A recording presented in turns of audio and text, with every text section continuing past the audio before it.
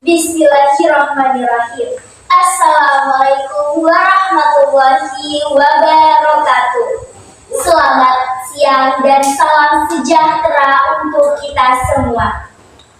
Pada kesempatan baik ini, saya akan menceritakan sebuah dongeng yang sangat menarik. Dongeng ini berkaitan dengan kebersihan. Tak kenal maka tak sayang. Maka izinkan saya untuk memperkenalkan diri. Saya Amira Fiat Rahmawati dari SMP Negeri 6 Sungai Tebelian. Saya akan menyampaikan sebuah dongeng yang terinspirasi dari buku berjudul Monster Kasur karya Suyitman. Ketika kasur berbicara, Alkisah di sebuah kamar yang nyaman, hiduplah seorang anak laki-laki bernama Adi. Setiap malam tidurnya tak pernah nyenyak, baru saja terlelap. Gatal-gatal hebat menyerang seluruh tubuhnya, membuatnya terbangun dan menggaruk-garuk hingga pagi menjelang. Adi bingung, sudah berbagai cara ia coba, namun gatal itu tak kunjung hilang. Ia tak tahu bahwa di atas tempat tidurnya, sebuah negeri mungil sedang menderita. Suatu malam setelah Adi terlelap dalam kegelisahan, sebuah cahaya keemasan muncul dari bantalnya. Cahaya itu membesar dan menyedot Adi masuk ke dalamnya. Sekejap mata, Adi menemukan dirinya berada di sebuah negeri yang tak pernah ia bayangkan. Negeri kasur. Negeri itu sungguh indah, dengan dataran empuk bak kapas, sungai-sungai berarus benang sutra, dan pepohonan dari bulu angsa yang lembut. Namun, keindahan itu ternoda oleh kekacauan. Bangunan-bangunan mini roboh, jembatan-jembatan benang putus, dan penduduknya, para peri bantal dan kurcaci guling, terlihat lesu dan ketakutan. Seorang peri bantal bertubuh mungil dengan mahkota bunga kapas mendekati Adi. "Selamat datang, Adi," katanya dengan suara lembut namun tegas. "Kami telah menunggumu." Adi terkejut. "Bagaimana kalian tahu? Dan mengapa negeri ini hancur?" Peri bantal itu menghela nafas. "Negeri kasur ini adalah bagian tak terpisahkan dari tempat tidurmu, Tuan Adi. Ini adalah ulahmu." Adi membelakangkan mata. "Ulahku? Tapi apa yang kulakukan?" "Tuan Adi," lanjut peri bantal, "engkau telah lalai menjaga kebersihan tempat tidurmu. Debu, remah, makanan, keringat, dan sisa-sisa kulit mati telah berubah menjadi monster-monster jahat yang merusak negeri kasur. 4 monster itu adalah jelmaan dari perbuatanmu. Monster cumut, si penjelajah remah-remah makanan. Monster mimuk, si pengumpul debu dan kotoran. Monster kocak, si penguasa keringat dan kelembapan. Dan monster sikus, si pemakan kulit sel-sel mati." Adi merasa malu. Ia memang sering makan di tempat tidur, jarang mengganti spray, dan sering tidur dengan keadaan tubuh berkeringat. "Kami butuh bantuanmu, Tuan Adi," kata peri bantal. "Engkau harus mengalahkan monster-monster itu dan bertanggung jawab membebaskan negeri kasur dari ancaman teman mereka. Adi mengangguk mantap. Ia merasa bersalah dan bertekad untuk memperbaiki kesalahannya. Aku akan membantu, tapi bagaimana caranya? Peri bantal tersenyum. Untuk mengalahkan monster-monster itu, engkau harus mempraktekkan 7 kebiasaan baik yang kami sebut 7 kebiasaan anak Indonesia hebat.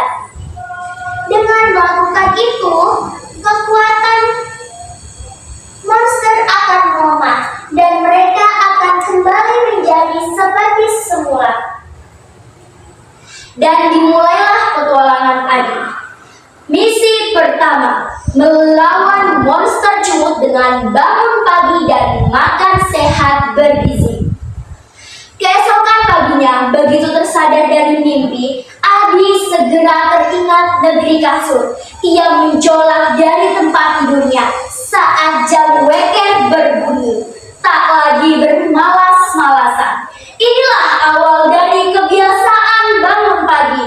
Dengan langkah mantap, Adi pergi ke dapur. Ia mulai sarapan dengan makanan sehat dan bergizi, seperti sayuran dan buah-buahan segar. Bukannya camilan manis yang sering ia makan di tempat tidur. Setiap kali Adi bangun pagi dan sarapan sehat, monster cumut yang tadinya besar dan mengerikan perlahan mengecil dan remah-remah di badannya menghilang. Misi kedua, menghadapi monster mimuk dengan beribadah dan giat belajar. Monster mimuk adalah monster yang paling menakutkan.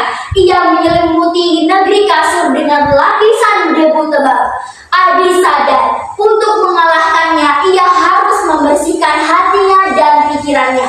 Setiap hari Adi menyempatkan diri untuk beribadah dengan khusyuk, membersihkan jiwanya dari pikiran-pikiran kotor. Setelah itu, ia akan giat belajar, membaca buku, dan mengerjakan tugas sekolah dengan tekun. Semakin rajin Adi beribadah dan belajar, semakin cerah aura di negeri kasur, dan monster mimuk perlahan berubah menjadi gumpalan debu biasa yang mudah disangkut.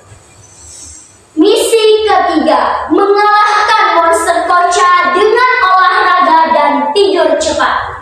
Monster koca adalah monster licin dan basah yang membuat negeri kasur terasa lembab dan tidak nyaman.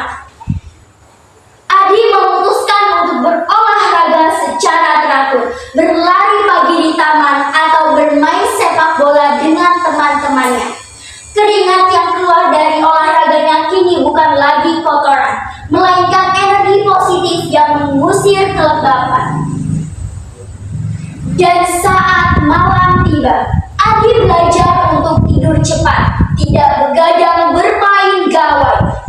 Tidur yang cukup dan berkualitas membuat tubuhnya bugar dan tidak mudah berkeringat saat tidur. Semakin Adi berolahraga dan tidur cepat, monster koca mengiring dan perlahan menghilang menyisakan hawa segar. Misi keempat, menaklukkan monster sikus dengan bermasyarakat. Monster sikus adalah monster yang paling menjijikan. Ia terus-menerus menggerogoti setiap sudut negeri kasur. Adi menyadari bahwa ia tidak bisa hanya membersihkan diri sendiri. Ia harus membersihkan lingkungannya dan berinteraksi dengan orang lain.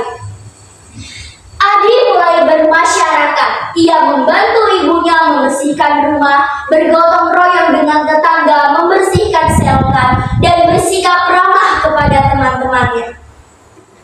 Setiap kali Adi berinteraksi positif dengan lingkungannya, monster sikus melemah, sel-sel kulit mati yang menempel di badannya berjatuhan, hingga akhirnya ia berubah menjadi serpihan kecil yang tak berbahaya. Setelah beberapa waktu, Adi akhirnya berhasil menguasai 7 kebiasaan anak Indonesia hebat. Negeri kasur mulai kembali cerah dan indah. Para peri bantal dan kurcaci guling bersorak gembira. Monster cumut, mimuk, siklus telah lenyap, kembali menjadi remah, debu kelembapan dan sel-sel kulit mati yang kini tidak lagi berbahaya karena Adi rajin membersihkan tempat tidurnya. Terima kasih Tuan Adi, kata peri bantal dengan senyum merekah.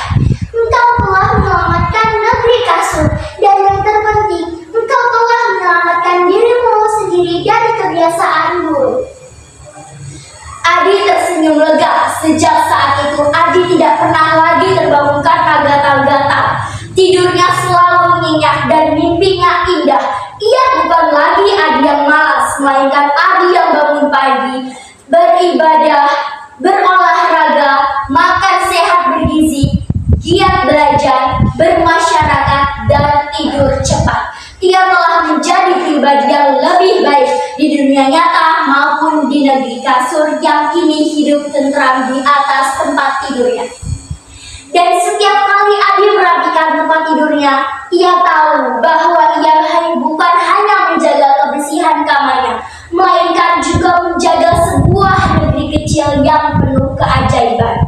Demikian dongeng dari saya. Terima kasih. Wassalamualaikum warahmatullahi wabarakatuh.